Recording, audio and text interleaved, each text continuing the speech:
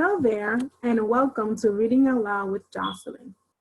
Today, we are going to explore human communities, including villages and cities, and the similarities and differences between them. Before we begin, let's take a moment and think about the word community. Ask yourself, what is a community? We might all have a different definition for this word. Think about what it means to you. Now, ask yourself, are you part of a community? You might be part of a community and not even know it. And you might even be part of many different communities. How many communities are you a part of? For example, I can think of two communities I am a part of. I am a part of the Bronx community because I live in Bronx, New York. And I'm also part of the community I work with, MMCC. Now let's begin today's Read Aloud. It is titled Living Together and is written by Chuck Garofano. What is a community? Communities are made up of people who live in the same area. People can be a part of more than one community at a time.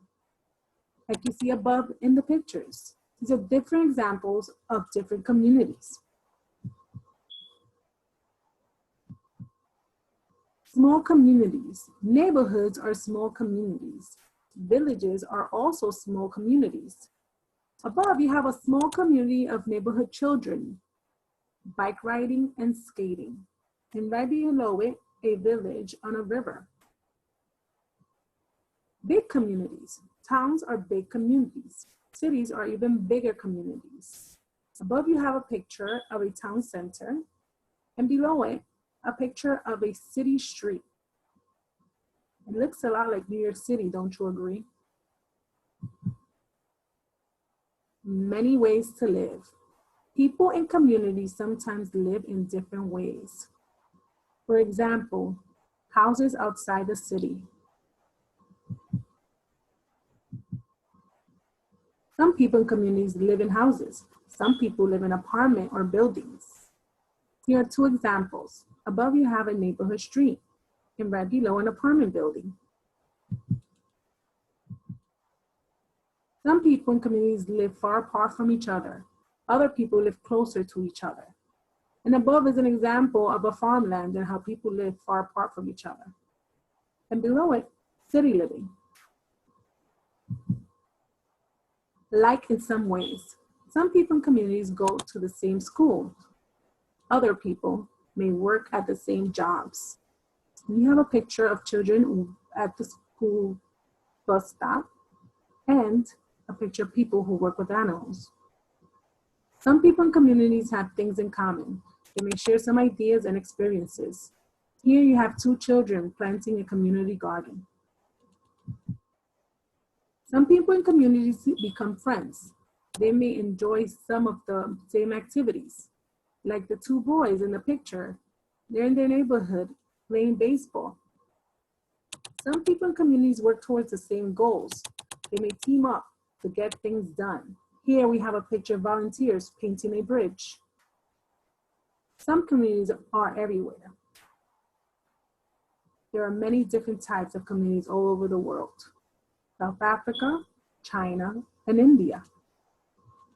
Look at the pictures and the examples. What are people like in the communities you know? What are people like in your own communities? The communities I know, people are very different from each other. They come together as a team to help others. My own communities, people practice team building and positive communication to reach a common goal. Here we have three examples of different communities. We have a community of cowboys riding horses, a community of children, and a community of drummers in a festival. What is a community? Have your definitions changed from the beginning of the story? Are you part of a community? I think we can all agree that each and every one of us is part of a community. How many communities are you a part of?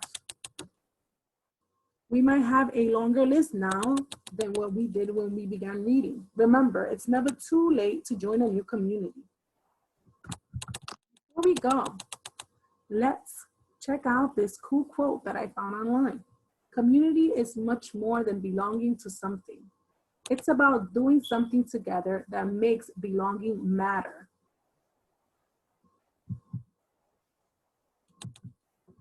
Thank you for joining me today, and I hope you enjoyed today's reading. Hope to see you soon. Goodbye.